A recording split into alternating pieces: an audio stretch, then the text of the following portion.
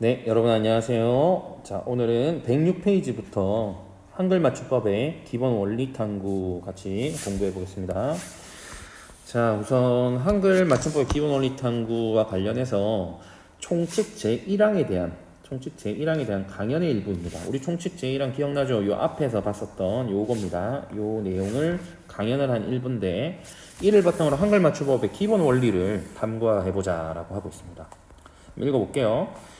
안녕하세요. 오늘은 한글 맞춤법의 전체를 꿰뚫을 원리를 알 수 있는 한글 맞춤법 총칙 제1항에 대해서 말씀드리겠습니다. 한글 맞춤법 총칙 제1항은 한글 맞춤법의 기본 원리를 표준어를 소리대로 적되 어법에 맞도록 함을 원칙으로 한다라고 여기 읽어볼게요. 라고 제시하고 있습니다. 이게 표준어를 규정의 대상으로 지금 지정하고 있는 거죠. 표준어를 규정의 대상으로 하고 있다. 자, 여기서 소리대로 적는다라는 것은 말 그대로 소리와 글자가 그대로 대응한다는 겁니다. 1대1 대응한다는 거예요. 그냥 소리랑 적는 거랑. 그다음에 소리를 따라 적는 것은 편합니다. 이게 장점이죠. 장점. 소리를 따라 적는 것은 편합니다. 또 어법에 관한 지식이 없더라도 자기가 소리 내는 대로 들리는 대로 따라 적으면 그만이라는 거죠. 그게 장점입니다.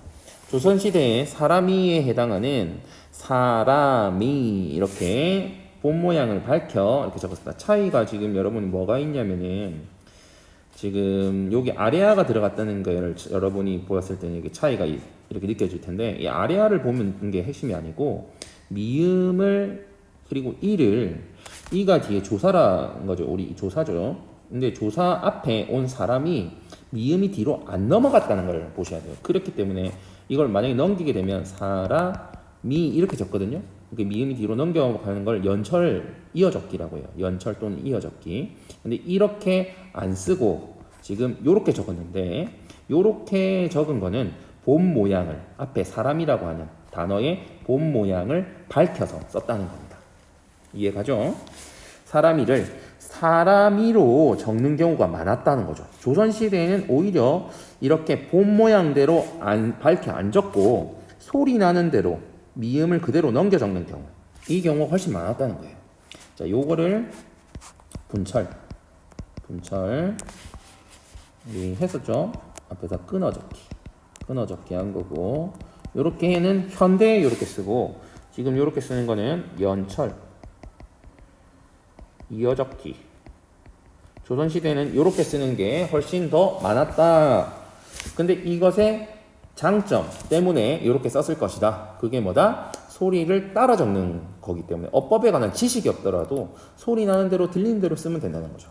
자, 여러분 한번 생각해 보세요. 조선시대 후민정을 만들었을 때 백성들은 많이 잘 몰랐어요. 이 어법에 대한 지식이 없었겠죠. 그러니까 세종대왕이 걱정을 했겠죠. 그래서 백성들을 위해서 이렇게 연철로 적는 걸 규칙으로 했다는 거죠. 자, 하지만 오로지 소리대로만 적다 보면 글을 바로 이해하기 어려운 경우가 많습니다. 글을 바로 이해하는 능력, 요걸 가독성이라고 합니다. 가독성. 어렵다. 그래서 가독성이 떨어질 수 있다라는 겁니다. 예를 들어 우리말 잎이라는 단어는 잎도, 잎이, 잎만에서처럼 세 가지로 발음됩니다. 이를 소리대로 적으면 잎, 이렇게 세 가지 표기가 나타나 말의 본래 형태를 인식하기 어렵지만 어법에 따라 본래 형태를 밝혀 적으면 잎으로 표기가 통일될 수가 있어요. 그에 따라 본래 형태가 쉽게 눈에 들어오고 의미를 이해하기가 쉽습니다. 자, 요게 표의주의의 장점이 되겠습니다. 표의주의의 장점. 자, 독서 능률을 향상한다. 쉽게 말하면 앞에서 얘기했던 것처럼 가독성을 높인다. 1호 보건대의 한글 맞춤법은 문자를 통한 의사소통의 효율성을 더 높이기 위한 것이지, 한글 맞춤법은 문자를 통한 의사소통의 효율성을 더 높이기 위한 것이지 언중을 괴롭히는 심술꾸러기가 아님을 알 수 있습니다. 자, 이게 목적은 그랬는데 현실에서는 심술꾸러기가 될 때도 있죠. 바로. 자, 그래서 서로 표음주의와 표의주의가 공존하며 서로의 단점을 보완하는 그런 형태를 우리나라는 지향하고 있다. 그래서 표준어를 소리대로 적되 어법에 맞도록 함을 원칙으로 한다. 그래서 지금은 둘 다 적용되고 표의주의와 표음주의에 공존하는 형태로 사용하고 있다라는 그런 강연이 되겠습니다. 자, 이를 바탕으로 소리대로 적을 때 장단점을 정리해보자. 소리대로 적을 때 장단점, 장점. 어법에 대한 지식이 없어도 자기가 소리 나는 대로, 들리는 대로 적으면 되기 때문에 편하다. 단점. 단어의 본래 형태를 알기 어렵고 의미를 명확하게 이해하기 어렵다. 자, 앞에서 말했던 것처럼 입 생각해보면 되겠죠. 입 이렇게 세 가지 형태로 나타나면은 의미가 뭔지 유추해내기가 어렵겠죠. 자, 그 다음 2번 가봅시다. 자, 다음 활동을 바탕으로 위 강연의 주요 내용을 깊이 있게 이해해보자. 자, 1번, 이번에 1번. 원래 형태에 대한 추정에 근거하여 빈칸을 채워가면서 맞춤법의 원리를 탐구해봅시다. 자, 질문이 얽히고 설켜서로도 적지 않네요. 자, 무슨 말이냐면은 여기는 지금 기읍과 히읗이 축약될 수 있잖아요. 그래서 얘는 이렇게 축약 형태로도 쓰지, 그러니까 얘가 축약됐으면 얘도 축약돼야 되고, 축약 안 됐으면 얘도 축약 안 돼야 되는데 둘 다가 아니더라는 거야. 이렇게 적어야 되는 거야. 앞에는 축약 안 한 형태, 뒤에는 축약한 형태, 이렇게 나타난다는 거지. 왜 하필 이런 형태로 적는 건가요? 궁금하죠, 여러분들도. 자, 답변 봅시다. 얽히고 설키다의 얽히다는 억다에 접사 히가 붙은 말입니다. 맞죠? 접사라는 말은 이게 붙는다는 거예요. 히를 통해서 얽다가 당하는 거죠. 얽히다가 되는 거야. 이에 견주어 보면 석다라는 말이 있어서 여기에 접사 히가 똑같이 붙으면 될 것 같지만 실제로 석다라는 말이 없다라는 겁니다. 없다라는 겁니다. 자, 그래서 여기 필기하세요. 복합어의 구성 요소가 본 뜻에서 멀어지거나 쓰임새가 제한된 경우, 자, 이렇게 교과서에서는 지금 교사용 지도서에서는 필기를 하고 있는데 선생님이 좀 공부를 해보니까 여기 이렇게 필기를 해주려고 저거 좀 공부를 해보니까 선생님이 이 부분이 잘못된 것 같아요. 복합어의 구성 요소가 본 뜻에서 멀어졌다는데 본 뜻에서 멀어지거나는 아닌 것 같고 지금 본 뜻에서 멀어진 게 아니죠. 이 석다는 석다라는 단어의 어원을 알기 어려운 경우라고 정정하겠습니다. 그래서 복합어의 구성 요소가 요거 삭제하시고요. 어원을 알기 어려운 경우, 어원을 알기 어려운 경우, 요거 뒤에도 쓰임새가 제한된 경우, 쓰임새가 제한된 경우는 거나인데 쓰임새가 제한된 경우는 지금 그냥 살려둘게요. 어원을 알기 어려운 경우거나 쓰임새가 제한된 경우는 지금 이 경우는 어원을 알기 어려운 경우예요. 이 경우는 한글 맞춤법 기본 원리에 비추어 얽히고라는 원형을 밝혀 어법대로 적고 설켜서는 소리 나는 대로죠.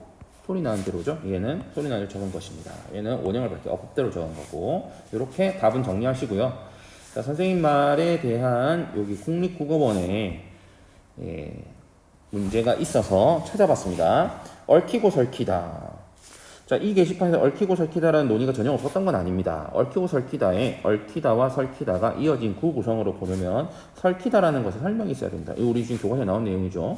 설키다는 어원 정보를 찾을 수 없다. 자, 그래서 선생님이 말한 게 어원을 알기 어려운 경우나 이렇게 하는 게 맞다는 거죠. 독립적인 단어로 보지 않고 얽히고 설키다는 단어의 일부로 보는 것입니다. 얽히고 설키다의 경우 문의하신 구단위 합성어 처리에 관한 적절한 예가 되지는 않습니다. 설키다의 어원에 대한 다음의 답변을 참고하시기 바랍니다. 얽히다는 억다에 피동접사 히가 붙은 말입니다. 이에 견주어 보면 석다에 피동접사 붙은 설키다라는 단어가 있을 법도 한데 우리 지금 교과서랑 똑같죠. 고사전에 설키다와 설키다는 말이 발견되지 않습니다. 다만 가는다라는 것이 이리저리 뒤섞이어 얽힌 모양을 뜻하는 얼기설기, 얽히설키 따위의 의태어가 있기 때문에 자음모음을 약간씩 달리하여 상징어를 만드는 방법에 따라 만들어진 순전히 조론적인 말이라고 추측됩니다. 얽히설키, 오복소복, 우북수북, 알록달록 이런 단어처럼 위의 상징어에서 앞말과 뒷말 간의 이응과 시옷의 대립, 이응과 디귿의 대립이 발견됩니다. 여기서 대립상의 일부인 설기, 설키, 오복, 우북, 달록, 덜룩, 달송 등은 독립적인 단어가 되지 못합니다. 그렇지. 설키가 안 된다는 거야. 독립적인 단어가 안 된다는 거야. 이 말이죠, 지금. 따라서 이들은 순전히 조론적인 말, 조어론적인 말. 조어론적인 말이라는 거는 단어 내에서만 성립되는 말이라는 거야. 볼 수 있으며 별도의 어원 정보를 찾을 수 없고 오직 그 단어 구성 요소 한쪽에서 어원 정보의 흔적을 구할 수 있을 따릅니다. 자, 그래서 쓰임새가 제한된 것도 맞아요. 쓰임새가 제한됐죠. 그래서 얽히다가 나올 때 설키다가 나온다니까. 얼기, 설키. 쓰임새가 제한된 거지. 얼기가 나와야 설키가 나온다는 거야. 그래서 어원을 알기 어려운 경우거나 쓰임새가 제한된 경우로 정정해 주세요. 자, 그 다음 표음주의와 표의주의에 대한 필기 한번 적고 갈게요. 소리대로 적는 표음주의는 주로 필규칙적 교체를 보이는 경우, 어원을 알기 어려운 경우, 복합어의 구성 요소가 본 뜻에서 멀어졌거나 그 쓰임표 일부러 제한되는 경우에 채택한다. 요렇게 채택한다. 반면 그렇지 않은 경우에는 표의주의를 택하는 것이 원칙이다. 표의주의를 택한다. 한글 맞춤법은 각 하위 조항들은 이러한 표의주의와 표음주의와 표의주의 중 어느 것을 따르는지를 기준으로 분류할 수 있다. 자, 지금 얽히다 같은 경우 이렇게 이렇게 한 거는 표의주의죠. 설켜서 소리 나왔으니까 표음주의인 거예요. 자, 그래서 이렇게 구분한다라는 걸 여기서 설명하고 있는 겁니다. 자, 그 다음 2번 가볼게요. 2번 실제 발음에 근거하여 빈칸을 채워가며 맞춤법의 원리를 탐구해 봅시다. 자, 우리 했던 거죠. 받아쓰기. 몇 월 며칠도 몇 철 며칠도 틀린 표현이고 몇 월 며칠이 맞는 몇 월 며칠 이게 띄어쓰고 여기는 붙여 쓴다는 거죠. 표기라고 알고 있는데 같은 뜻을 가진 몇이 왜 서로 다르게 표기되는 건가요? 자, 여러분들 일단 그때 우리 받아쓰기 할 때 띄어쓰기는 안 봤는데 요렇게 된다는 걸 알고 있어야 돼요. 몇의 경우에는 요렇게 수식하니까 띄어쓰고 얘는 한 단어라서 붙여 쓰는 겁니다. 자, 몇은 귤 몇 개만 사오느라 나이가 몇 살이냐에서처럼 관형사로 자주 쓰입니다. 몇 월의 몇은 형태가 분명한 관형사이므로 한글 맞춤법의 원리 중에 어법에 맞게 적는 원칙을 따릅니다. 문제는 며칠입니다. 달걀 몇 알에 샀다에서 몇 알이 몇 알로 발음되듯이 당연히 몇 알로 발음되죠. 몇이 관형사로 쓰일 때 뒤에 명사가 오면 받침 치읓은 음절 끝소리 규칙에 따라 디귿으로 소리가 나야 되죠. 만약 며칠이 몇과 일의 결합한 합성어의 형태라면 일이 명사이기 때문에 당연히 몇일로 소리가 나야 돼요. 하지만 실제 발음은 며칠이라는 사실을 볼 때 며칠은 관형사 몇에 명사 일이 결합한 구성이 아니라는 거야. 어원을 알기 어려운 경우라는 거지.